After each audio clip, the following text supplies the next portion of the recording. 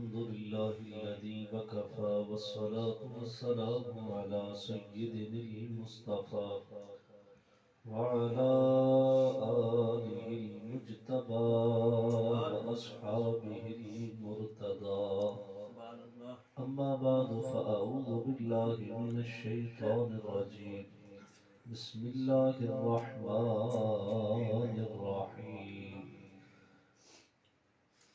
وهم من خشيته مشفقون صدق الله العلي العظيم وصدق رسوله النبي الكريم الأمين الرؤوف الرحيم بآواز بلند سب مل کر پڑھ لیجیے الصلاة والسلام عليك يا رسول الله الصلاة والسلام عليك يا حبيب الله الصلاة والسلام عليك يا خاتم النبيين وعلى آلك وأصحابك يا رحمة للعالمين صلى الله تعالى عليه وعلى آله وأصحابه وبارك وسلم يا صاحب الجمال ويا سيد البشر من وجهك المنير لقد نظر القمر لا يمكن ثناؤك كما كان حقه بعد خدا بزرگ توئی بسم مختصر بندہ پروردگارم امت احمد نبی دوست داریں چار یارم تابع اولاد علی مذہب حنفیہ دارم ملت حضرت خلیل خاک پائے غوث اعظم زیر سایہ ہر ولی سبحان اللہ بعد از حمد و درود و سلام معزز محتشم حضرات ذی احتشام ماہانہ ختم خواجگان و محفل ذکر نات الحمدللہ قبلہ محترم المقام عزت معاد خلیفہ مجاز دربار عالیہ مرشد آباد شریف قبلہ پیر طریقت حضرت قبلہ خلیفہ پیر شیخ محمد عبداللہ حقانی نقشبندی قادری مجددی دامت برکاتہ القدسیہ کی آستانہ عالیہ پر الحمدللہ منعقد ہے آپ اور میں اس محفل میں اس کی برکتیں بہاریں اپنے دامن میں سمیٹنے کے لیے یہاں موجود ہیں۔ اللہ رب العزت اس محفل پاک کی برکتیں ہم سب کا مقدر فرمائے اور اس کے فیضان سے اللہ تعالی ہم سب کو فیضیاب فرمائے۔ حضرات ذی احتشام قبلہ خلیفہ صاحب کا حکم ہے تو چند گزارشات آپ کے سامنے آپ کی گوش گزار کر کے اپنی سلسلہ گفتگو کو سمیٹوں گا۔ آج ہر ایک بندہ یہ آرزو رکھتا ہے کہ مجھے رب کی معرفت مل جائے، مجھے رب کی بارگاہ کا قرب نصیب ہو جائے، میں بھی رب کی بارگاہ کا مقرب اور محبوب بن جاؤں۔ خاص طور پر کہ جو دینی شعبہ جات سے یا کسی دینی شخصیت سے یا سادہ سے الفاظ میں کہوں کوئی پیر کامل سے اگر کسی کی نسبت ہو تو دل میں یہ خواہش ہوتی ہے کہ مجھے بھی رب کی معرفت نصیب ہو جائے، مجھے بھی رب کا قرب نصیب ہو جائے۔ تو یاد رکھیے گا معرفت الہی کی بڑی منزلیں ہیں، اس میں بڑے کٹھن راستے ہیں جن کو عبور کرنا ہوتا ہے، پھر کہیں جا کر معرفت الہی کا پردہ اٹھتا ہے اور بندہ معرفت الہی سے مستفیض ہوتا۔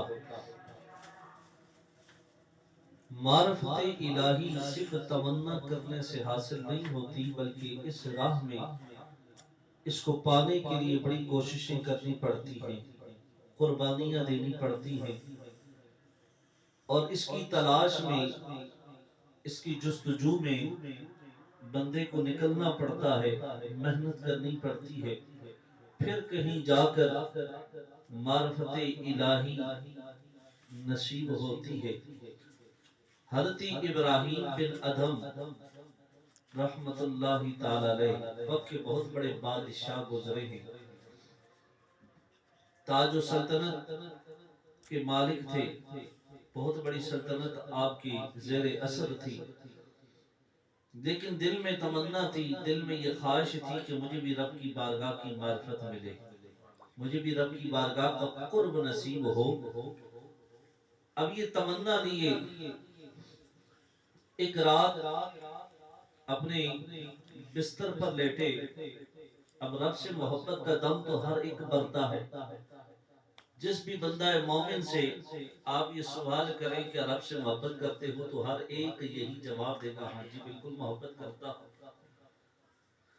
لیکن مزہ تو تب ہے کہ آج ہم کہتے ہیں کہ ہم رب سے محبت کرتے ہیں، مزہ تو تب ہے کہ جب رب کہے کہ میں اس سے محبت کرتا ہوں۔ سبحان اللہ۔ محبت یک طرفہ لطف نہیں دیتی، بلکہ محبت دو طرفہ جب ہو تو پھر اس کا لطف اور اس کا مزہ آتا ہے۔ اور خالق کی کائنات کیا فرماتا ہے کہ رب کی محبت کب نصیب ہوتی ہے؟ ہر ایک رب سے محبت کا دم تو برتا ہے اور یہ دعویٰ کرتا ہے کہ میں رب سے محبت کرتا ہوں، لیکن رب کن لوگوں کے بارے میں فرماتا ہے کہ میں ان سے محبت کرتا ہوں؟ تو حدیث قدسی ہے، صحیح بخاری شریف کے اندر حدیث پاک ہے کہ حدیث پاک کے اندر آتا ہے کہ جب بندہ فرائض و واجبات کی پابندی کے ساتھ نفلی عبادات کو پابندی کے ساتھ ادا کرتا ہے، حلال اور حرام میں فرق کرتے ہوئے حلال کو اختیار کرتا ہے اور حرام سے خود کو بچاتا ہے، وہ تمام کام، وہ تمام عمل وہ اپنے زیر اثر لاتا ہے کہ جن سے رب کی رضا اور خوشنودی حاصل ہوتی ہے، اور جن سے رب ناراض ہوتا ہو اپنے آپ کو ان کاموں سے، ان معاملات سے، ان چیزوں سے بچاتا ہے۔ تو پھر ایک وقت آتا ہے کہ رب العالمین ارشاد فرماتا ہے کہ پھر میں اپنے اس بندے سے محبت کرتا ہوں۔ سبحان اللہ۔ اور جب رب محبت کرتا ہے تو فنادا جبرائیل یا جبرائیل ان اللہ یحب فلانا فاحبہ، اے جبریل میں اپنے فلاں بندے سے محبت کرتا ہوں، تو بھی اس سے محبت کر۔ سبحان اللہ۔ پھر جبریل امین فرماتے ہیں اے میرے مولا جس سے تو محبت کرتا ہے اس سے میں جبریل بھی محبت کرتا ہوں۔ پھر حدیث پاک کے اندر آتا ہے کہ جبریل امین آسمان پہ تشریف لاتے ہیں اور صدا لگاتے ہیں اے آسمان کے فرشتوں سنو، اللہ رب العزت اپنے فلاں بندے سے محبت کرتا ہے، میں جبریل بھی محبت کرتا ہوں، تم بھی اس سے محبت کرو۔ سبحان اللہ۔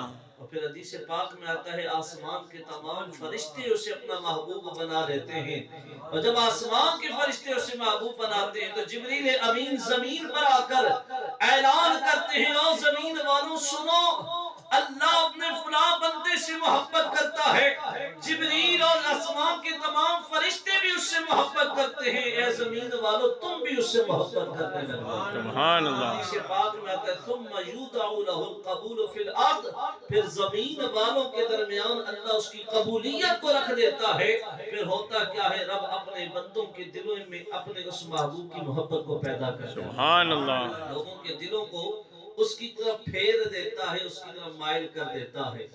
اور پھر دوسری حدیث پاک وہی بخاری شریف کہ رب العالمین فرماتا ہے لا یزال عبدی یتقرب الی بالنوافل حتی احببتہ، کہ جب کوئی بندہ فرائض و واجبات کی پابندی کے ساتھ نفلی عبادات اس نیت سے ادا کرتا ہے کہ مجھے رب کی بارگاہ کی خوشنودی مل جائے، رب کی بارگاہ کا قرب نصیب ہو جائے، مجھے رب کی محبت نصیب ہو جائے، تو رب کائنات فرماتا ہے پھر ایک وقت ایسا آتا ہے جب اس پہ دوام اختیار کرتا ہے نا، ہمیشگی اختیار کرتا، یہ نہیں کہ کبھی پڑھ لیا اور کبھی چھوڑ دیا، نہ، فرائض و واجبات میں تو کوتاہی ہے ہی نہیں، ساتھ میں نفلی عبادات میں بھی کسی قسم کی کوتاہی نہیں۔ یاد رکھو ہم نفلی عبادات کی طرف نفلی کاموں کی طرف تو زیادہ مائل ہوتے ہیں، لیکن فرائض و واجبات میں ہماری پابندی نہیں ہوتی. نمازیں قضا ہو رہی ہوتی ہیں لیکن ہم مستحب عمل کے پیچھے بھاگ رہے ہوتے ہیں. جو مستحب اعمال ہیں ان کو آج ہم نے اپنا شیوا بنا رکھا ہے، لیکن فرائض و واجبات کی ادائیگی کی ہمیں پرواہ کوئی نہیں. یاد رکھو نفلی عبادات مستحب کام بھی اسی وقت آپ کو فائدہ دیں گے جب فرائض و واجبات کی پابندی ہوگی. فرائض و واجبات اگر آپ کے مکمل نہیں تو نفلی عبادات بھی آپ کو کوئی فائدہ پہنچا سکتی نہیں. پہلے فرائض و واجبات ہیں پھر نفلی عبادات ہے. اگر فرائض و واجبات پر ہمیشگی ہے، دوام ہے، پابندی ہے تو نفلی عبادات فائدہ مند ہے، وگرنہ کوئی فائدہ نہیں. اب رب فرماتا ہے جب کوئی فرائض و واجبات کی پابندی کے ساتھ ساتھ نفلی عبادات اس نیت سے کرتا ہے کہ مجھے رب کی بارگاہ کا قرب مل جائے، رب کی بارگاہ کی محبت مل جائے، اس کی خوشنودی مل جائے، تو رب فرماتا ہے پھر ایک وقت آتا ہے کہ میں رب سے محبت کرتا ہوں، اور جب میں رب محبت کرتا ہوں فَكُنْتُ سَمْعَهُ الَّذِي يَسْمَعُ بِهِ، پھر میں اپنے اس بندے کے کان بن جایا کرتا ہوں جس سے وہ سنتا ہے. وَبَصَرَهُ الَّذِي يُبْصِرُ بِهِ، میں اس کی آنکھیں بن جایا کرتا ہوں جس سے وہ دیکھتا ہے. وَيَدَهُ الَّتِي يُبْطِشُ بِهَا، میں اس کے ہاتھ بن جایا کرتا ہوں جس سے وہ پکڑتا ہے. وَرِجْلَهُ الَّتِي يَمْشِي بِهَا، میں اس کے پاؤں بن جاتا ہوں جس سے وہ چلتا ہے. وَلِسَانَهُ الَّذِي يَتَكَلَّمُ بِهِ، میں اس کی زبان بن جایا کرتا ہوں جس سے وہ بولتا ہے. لَإِنْ سَأَلْتَنِي لَأُعْطِيَنَّهُ، پھر ہوتا کیا ہے میرا بندہ میری بارگاہ میں کوئی بھی سوال کرتا ہے، میں اپنے محبوب بندے کی کوئی دعا رد نہیں کرتا، مانگنا اس کا کام ہوتا ہے، میرا بتا کرتا. سبحان اللہ، تکبیر، نعرہ رسالت، نعرہ حیدری، نعرہ غوثیہ، فیضان مرشد جاری رہے گا. یہ مقام اللہ کب عطا کرتا؟ یاد رکھیے ہم اولیاء کی عظمت پڑھتے ہیں، سنتے ہیں، اللہ والوں کو دیکھتے بھی ہیں کہ انہیں یہ مقام یہ مرتبہ یوں ہی مل گئے. یاد رکھیے گا بڑی محنتیں کرنی پڑتی ہیں. میں نے ابتدا میں کہا کہ اس راہ کو پانے کے لیے بڑی قربانیاں دینی پڑتی ہیں. پھر کہیں جا کر اس راہ میں آزمائش اور امتحان آتے ہیں. کئی طریقوں سے آزمایا جاتا ہے، کبھی قریب بلا کر تو کبھی دور کر کے، کبھی پیار بھرے انداز سے تو کبھی دھتکار کر، جھڑک کر، ناراضگی کا اظہار کر کے. یہ آزمائش ہوتی ہے. اور اگر مرید صادق ہو اور اس آزمائش کو تہہ دل سے قبول کرے کہ اگر مرشد کی بارگاہ سے فیض پانا، یہ تو نہیں ہوتا کہ کوئی اللہ والے کے در پر آئے اور کہے مجھے پلیٹ میں رکھ کر فیض دے دیں اور میں آیا اور میرا دل اپنے فیض سے معمول کرتے ہیں. بس جو دنیا لینے آتے ہیں انہیں تو یوں ہی مل جاتا، جو دنیا لینے آتا ہے اسے تو یوں ہی نواز دیتے ہیں، کیونکہ اللہ والے جو ہوتے ہیں نا ان کی نگاہ دلوں پر ہوتی ہے. یہ ہماری کم فہمی ہے کہ ہم مرشد کی بارگاہ میں آتے ہیں یا اللہ والوں کی بارگاہ میں جاتے ہیں تو یہ سوچتے ہیں سمجھتے ہیں کہ انہیں کیا پتا کہ میرے دل میں کیا ہے، میں کیا نیت لے کر آیا ہوں. نا، یہ ہماری کجفاہی ہے. جو اللہ والا ہوتا ہے یاد رکھیے گا اللہ والوں کی نگاہ ڈائریکٹ دل پر ہوتی ہے. وہ آنے والے کے ارادے سے باخبر ہوتے ہیں اللہ کی عطا سے. وہ حدیث پاک میں نے اس لیے ابتدا میں سنائی ہے کہ رب نے فرمایا وَبَصَرَهُ الَّذِي يُبْصِرُ بِهَا، کہ میں ان کی آنکھیں بن جاتا ہوں جس سے وہ دیکھتے ہیں. رب آنکھ نہیں بنتا. مطلب کیا ہے؟ رب انہیں دیکھنے کی وہ طاقت عطا کر دیتا ہے. عام بندہ دیکھتا ہے تو ظاہر دیکھتا ہے، لیکن اللہ کا ولی جب دیکھتا ہے تو باطن دیکھتا ہے. سبحان اللہ، اللہ کا ولی وہ بھی دیکھ لیتا ہے جو عام بندے نہیں دیکھتے. یاد رکھو اللہ والوں کے در پر آنے والوں کے دلوں کے حال اللہ والے جانتے ہیں. اور جو دنیا لینے آتا ہے نا اللہ والے اسے انتظار نہیں کرواتے، عطا کر دیتے. لیکن جو اپنی آخرت سنوارنے کے لیے آیا ہے، جو اپنے دل کی دھرتی کو گناہوں کے میل سے پاک کرنے آیا ہے، جو اپنی دنیا و آخرت سنوارنے کے لیے دین کی بھلائیاں لینے کے لیے آیا ہے، فیض پانے کے لیے آیا ہے، تو یاد رکھیے پھر فیض فوراً نہیں ملتا، دل کی دھرتی کی دھلائی کی جاتی ہے، اس کو صاف کیا جاتا ہے، پھر اس کے بعد اس راہ کے اندر آزمائشیں ہیں، امتحانات ہیں، پھر کئی کڑھن راستوں سے گزرنا پڑتا ہے، کڑھن معاملات بھی آتے ہیں، کبھی گھر کی پریشانی، کبھی اولاد کی، کبھی کاروبار کی، ہر طریقے سے آزمایا جاتا ہے کہ آیا بندہ صابر و شاکر ہے یا ناشکرا ہے۔ اور جب آزمائش پر مرید کامل اترتا ہے تو پھر پیر اپنے فیض کے دروازے کھولے دیتا ہے۔ سبحان اللہ۔ پھر ایک نگاہ کی بات ہوتی ہے، آپ سنتے ہیں نگاہ ولی میں وہ تاثیر دیکھی، بدلتی ہزاروں کی تقدیر دیکھی۔ پھر جب آزمائش پر مرید کامل اترتا ہے تو پھر نگاہ ولی پڑتی ہے، جب نگاہ ولی پڑتی ہے تو معرفت الہی کے سمندر عطا کرتی ہے۔ سبحان اللہ۔ لیکن اس کے لیے کسی اللہ والے کے دامن سے جڑنا پڑتا ہے، اللہ والے کے دامن سے جڑنا پڑتا ہے۔ ابھی امین تبسم صاحب شعر پڑھ رہے تھے، اللہ اللہ کیے جانے سے اللہ نہ ملے، اللہ والے ہیں جو اللہ سے ملا دیتے ہیں۔ میں ایک سادہ سی عقلی مثال دیتا ہوں کہ لوگ کہتے ہیں کہ تم اللہ والوں کے پاس کیوں جاتے ہو؟ جہاں میں نے بات شروع کر کے میں اپنی بات کو آگے لے کے چلا، وہ بات یاد رکھیے گا میں نے شروع کہاں سے کی۔ کہا کہ اللہ والوں کے پاس کیوں جاتے ہو؟ رب کی معرفت چاہیے تو مسجد جاؤ، اللہ اللہ کرو، اللہ کی بارگاہ میں سر جھکاؤ، تمہیں رب مل جائے گا۔ اچھا میں نے کہا وہ کیسے؟ کہا قرآن پڑھو، رب کہتا ہے نحن اقرب الیہ من حبل الورید، کہ میں اپنے بندوں کی شاہ رگ سے زیادہ قریب ہوں، اپنے بندوں کی شاہ رگ سے زیادہ قریب۔ شاہ رگ ہماری گردن میں کہ جس پر انسان کی زندگی کا دار و مدار، اگر یہ رگ کٹ جائے تو انسان کی زندگی کا خاتمہ۔ رب فرماتا ہے میں اس شاہ رگ سے بھی زیادہ اپنے بندے کے قریب ہوں۔ تو جب رب کہہ رہا ہے کہ میں اتنا قریب ہوں تو تم رب کی بارگاہ میں جاؤ، مسجد جاؤ، سر سجدے میں رکھو، رب کو تلاش کرو، تمہیں رب مل جائے گا۔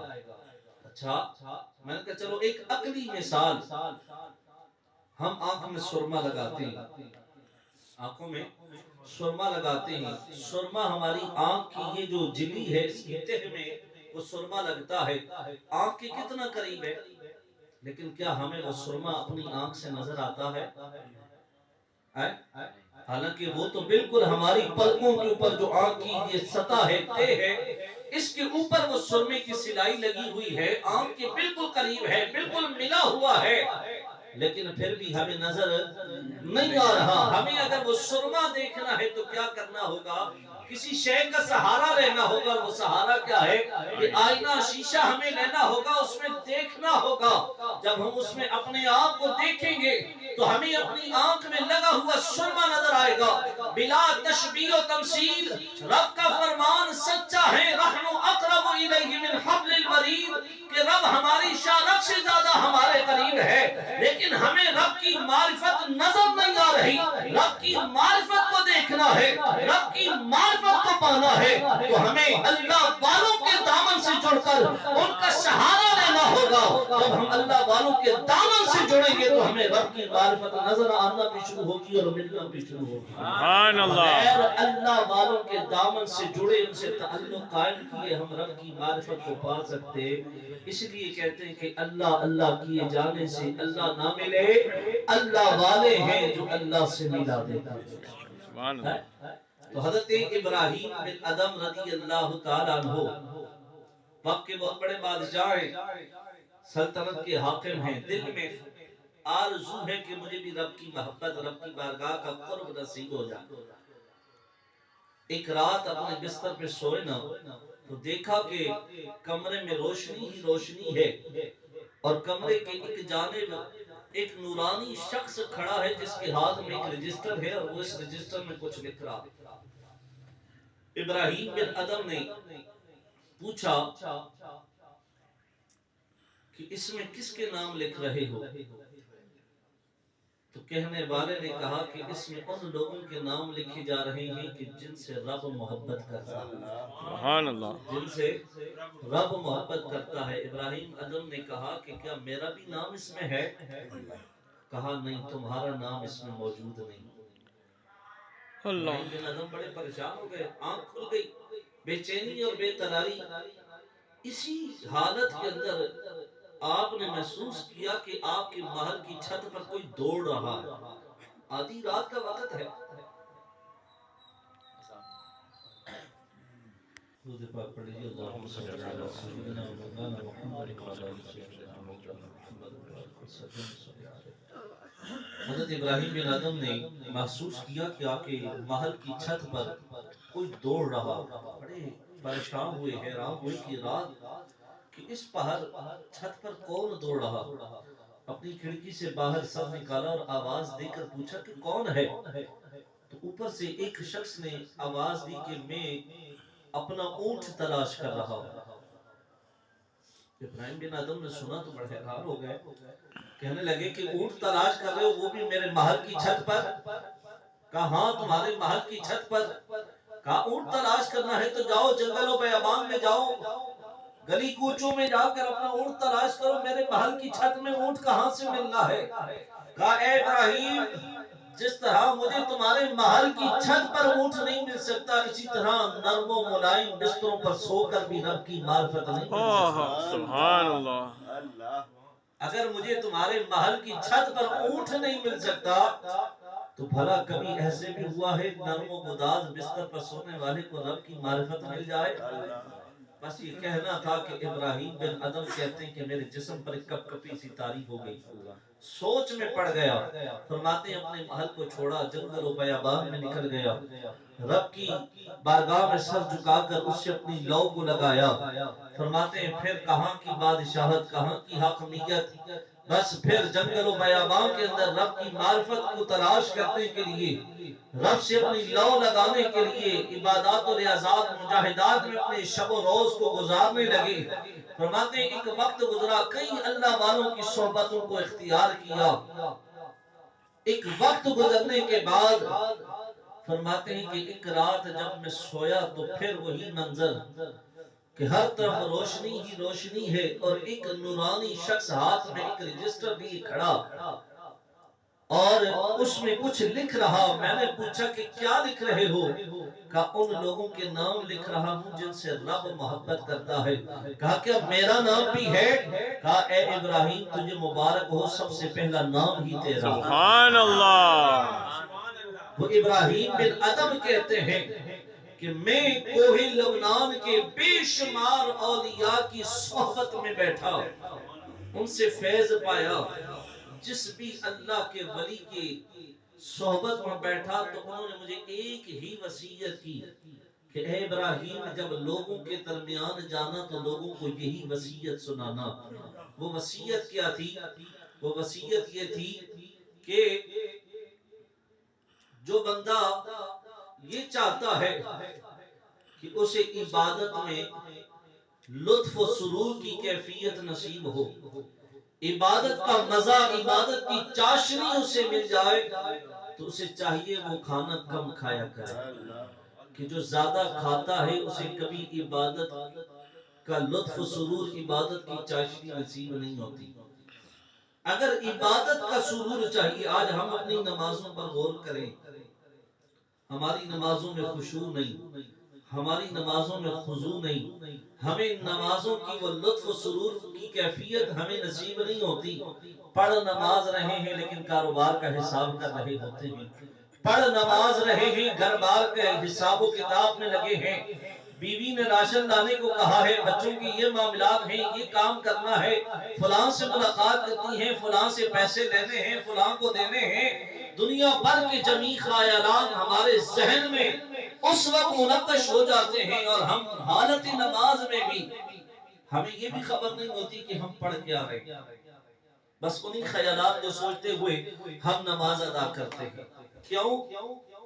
کیونکہ ہم نے کبھی اس طرف رغبت ہی نہیں کی۔ حضرت ابراہیم بن آدم فرماتے ہیں کہ جو زیادہ کھاتا ہے وہ عبادت کے لطف و سرور سے، عبادت کی چاشنی سے، عبادت کی روح سے محروم ہو جاتا ہے۔ دوسرا، جو بندہ زیادہ سوتا ہے اس کی عمر سے برکت ختم ہو جاتی ہے۔ اللہ اکبر۔ اس لیے اللہ والوں کا یہ وتیرہ کہ کم کھاؤ اور کم سو۔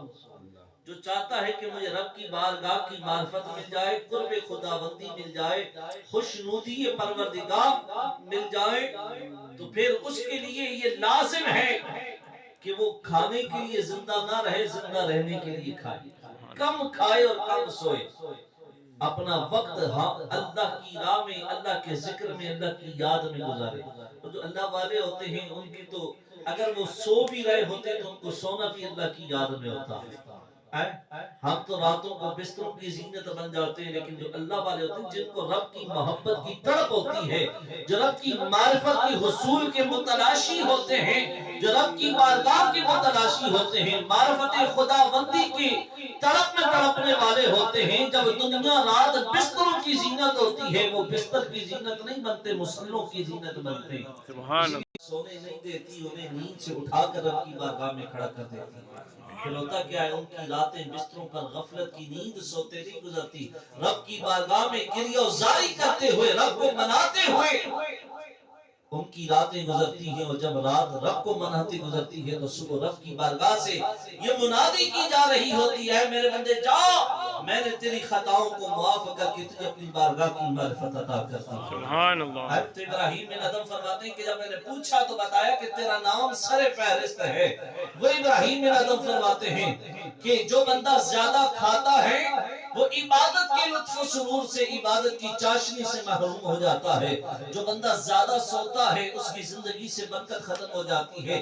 تیسرا، جو بندہ لوگوں کو خوش کرنے میں اپنی زندگی گزارتا ہے، لوگوں کی خوشنودی کہ لوگ راضی ہو جائیں۔ آج ہمارا ہر کام لوگوں کی خوشی کے لیے، یار اگر یہ کام نہ کیا تو لوگ کیا کہیں گے، رشتہ دار کیا کہیں گے، اگر یہ کام ایسے کر دیا تو رشتہ دار کیا کہیں گے، محلے والے کیا کہیں گے، پڑوس والے کیا کہیں گے، ہم لوگوں کو خوش کرنے میں لگے ہیں۔ ابراہیم بن ادم فرماتے ہیں اللہ والوں کی مجھے وصیت تھی کہ لوگوں کو یہ بتلانا ہے کہ جو بندہ اپنی زندگی لوگوں کو خوش کرنے میں گزار دیتا ہے وہ اللہ کی خوشنودی سے محروم ہو جاتا ہے، جو لوگوں کو راضی کرنے میں اپنی زندگی گزارتا ہے وہ رب کی رضا سے محروم ہو جاتا ہے۔ اے لوگوں، اگر چاہتے ہو تمہیں رب کی بارگاہ کی خوشنودی مل جائے، رب کی رضا مل جائے، تو پھر لوگوں کو خوش کرنا چھوڑ دو، رب کو راضی کرنا شروع کر دو۔ کیونکہ اگر لوگوں کو خوش کرنے میں لگ گئے تو بہت سے ایسے معاملات ہیں کہ جن سے رب نے منع کیا ہے، لیکن لوگوں کی خوشی اسی میں ہے، اور تم لوگوں کی خوشی کے لیے وہ کام کرو گے تو نتیجہ کیا ہوگا، لوگ تو خوش ہو جائیں گے لیکن رب ناراض ہو جائے گا۔ لیکن اگر تم رب کو راضی کرنے کے لیے، رب کو خوش کرنے کے لیے تم وہ کام کرو کہ جن میں رب کی رضا ہے، چاہے دنیا راضی ہو یا ناراض، اگر تم نے رب کو راضی کر دیا تو رب راضی تے جگ راضی۔ سبحان اللہ۔ رب راضی ہو گیا تو رب ساری دنیا کو تم پر راضی کر دے گا، لیکن اگر تم دنیا کو راضی کرنے میں لگے رہے تو کہیں ایسا نہ ہو کہ رب ہی کو ناراض کر بیٹھو۔ فرماتے ہیں کہ جو لوگوں کی خوشامد کرتا ہے، یاد رکھیے گا جو خوشامدی ہوتے ہیں نا، ان کے بارے میں تو اللہ والے فرماتے ہیں خوشامد کرنے والا منافق ہوتا ہے۔ یہ منافق کی پہچان ہے کہ ہر ایک کی خوشامد کرتا ہے۔ خوشامدی منافقوں کی پہچان ہے، اللہ اسے ہمیں بچائے۔ آمین۔ حق جو جس رتبے کا، جس مقام کا، جس اہلیت کا عامل ہے اسے وہ عزت دے۔ ایک بندہ اہلیت ہی نہیں رکھتا اور ہم اسے اپنے سر کا تاج بنا کے رکھ دیں تو پھر نتیجہ کیا نکلے گا؟